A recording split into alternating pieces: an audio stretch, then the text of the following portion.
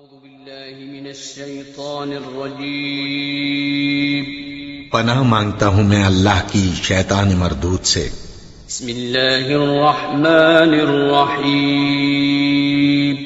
شروع اللہ کا نام لے کر جو بڑا مہربان نہایت رحم والا ہے۔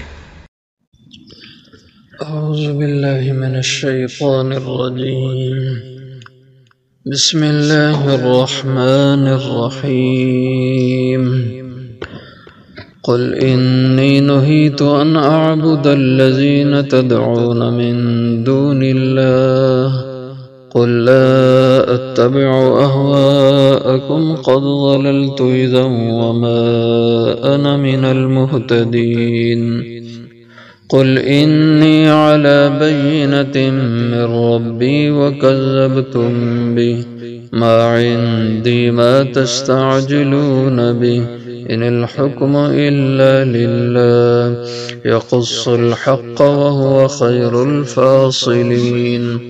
قل لو أن عندي ما تستعجلون به لقضي الأمر بيني وبينكم والله أعلم بالظالمين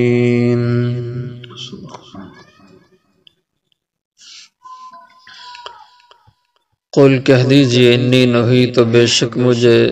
منع کیا گیا ہے ان اعبد الذین اس سے کہ میں پوجا کروں ان کی الذین تدعون من دون اللہ جن کو تم پکارتے ہو اللہ کے سوا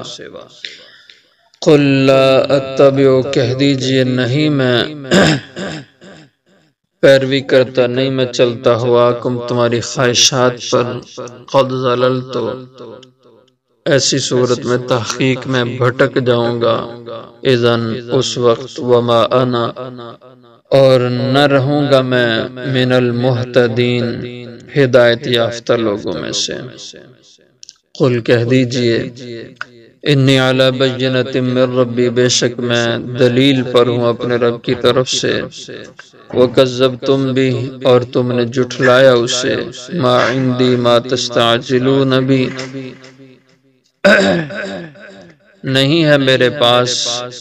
ما وہ چیز تستعجلون بِهِ جس کی تم جلدی مچاتے ہو ان الحکم الا للہ نہیں حکم مگر صرف اللہ کا یقص الحق وہ بیان کرتا ہے حق وَهُوَ خَيْرُ الْفَاصِلِينَ اور وہ بہترین فیصلہ کرنے والا ہے قُلْ لَوْ أَنَّ عِنْدِي کہہ دیجئے اگر بے شک میرے پاس ہوتی ما وہ چیز تستعجلون بِهِ جو تم جلدی چاہتے ہو لَقُضِيَ الْأَمْرُ البتہ فیصلہ کر دیا جاتا معاملے کا بینی و بینکم میرے اور تمہارے درمیان واللہ عالم اور اللہ خوب جانتے ہیں بالظالمین ظلم کرنے والوں کو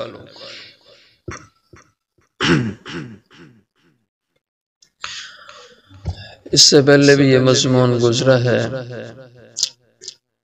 کہ مشرکین ان کے بڑے بڑے لوگ اکٹھے ہو کر حضور کے پاس آئے کہ جب سے آپ ہمارے ہاں نبوت کے دعوے دار ٹھہرے ہیں تب سے ہمارے حالات خراب ہو گئے ہم میں لڑائیاں جھگڑے پیدا ہو گئے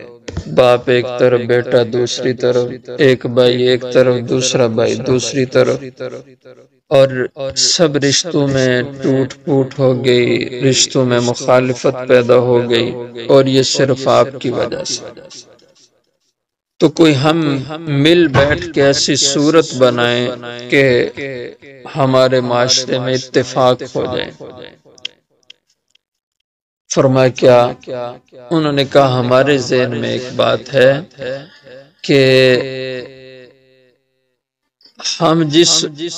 جن معبودوں کی پوجا کرتے ہیں آپ بھی ہمارے ساتھ ہو کر ان کی پوجا کر لیا کریں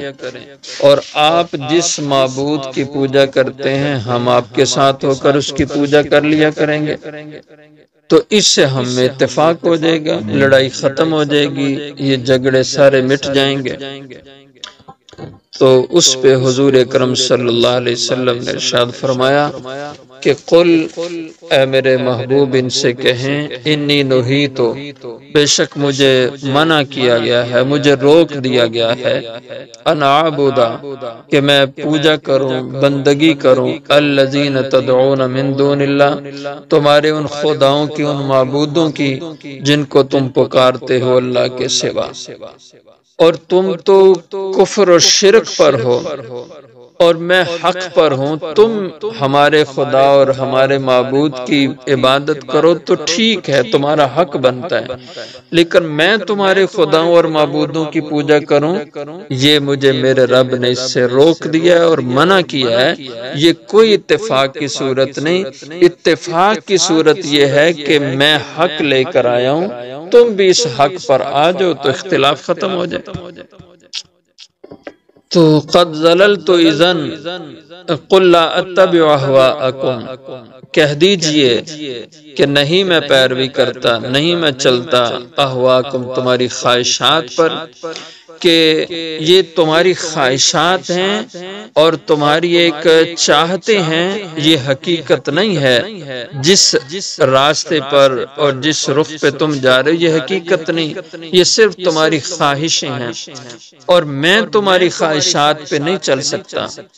اور اگر میں ایسا کروں قد ضللت اذن،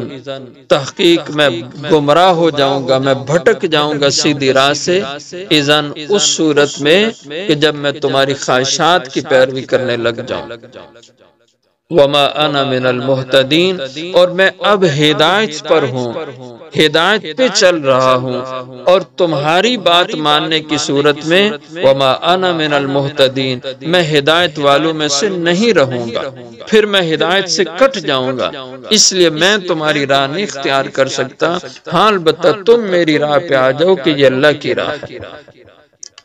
قل انی علی بینۃ من ربی وکذبتم بی، اسی طرح یہ لوگ کہا کرتے تھے آپ سچے نبی ہو تو صفا پہاڑ کو سونے کا بنا دو،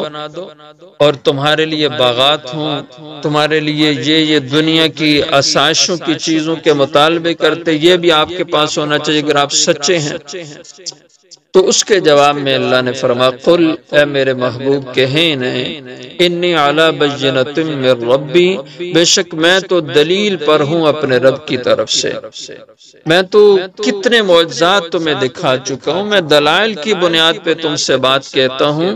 اور تم وکذبتم بھی، اور تم ان دلیلوں کو جھٹلا دیا تم نے، اور تم جو بھی دلیل میں پیش کرتا ہوں اس کو جھٹلا دیتے ہو، لہٰذا یہ سونے کے پہاڑ بن جانا یہ کوئی میرے لیے سچائی کا معیار نہیں ہے، اور نہ ہی اللہ کی حکمت اور منشا ہے کہ اللہ ایسے میرے لیے دنیا کی دولتوں کے پہاڑ بنا دے، اللہ کی یہ منشا ایسے نہیں ہے۔ ہاں مجھے دلیل کی ضرورت ہے، میں دلیلیں تمہارے سامنے پیش کر رہا ہوں، اور تم ہو کہ ہر دلیل کو جھٹلانے والے ہو، اور اگر تم اسی روش پہ رہے تو پھر اللہ کے عذاب کا تمہیں خوف ہونا چاہیے، اللہ کے عذاب سے تمہیں ڈرنا چاہیے۔ جب آپ ان کو یہ تہدید اور وعید سناتے،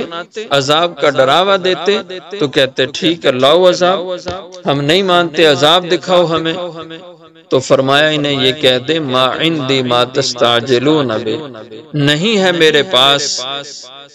میرے دائرہ اختیار میں، میری ملکیت میں ما تستعجلون بہ، وہ عذاب جس کی تم جلدی مچاتے ہو، یعنی میرے اختیار میں نہیں، یہ تو جب اللہ چاہیں گے اللہ تمہیں عذاب دے دیں گے، میں جب چاہوں عذاب تمہیں دوں، ایسا نہیں، یہ اللہ کے اختیار میں ہے۔ ان الحکم الا للہ، حکم صرف اللہ کی ذات کا چلتا ہے، اسی کے فیصلے اٹل ہیں، اور یہ اللہ جب چاہیں گے وہ عذاب اپنے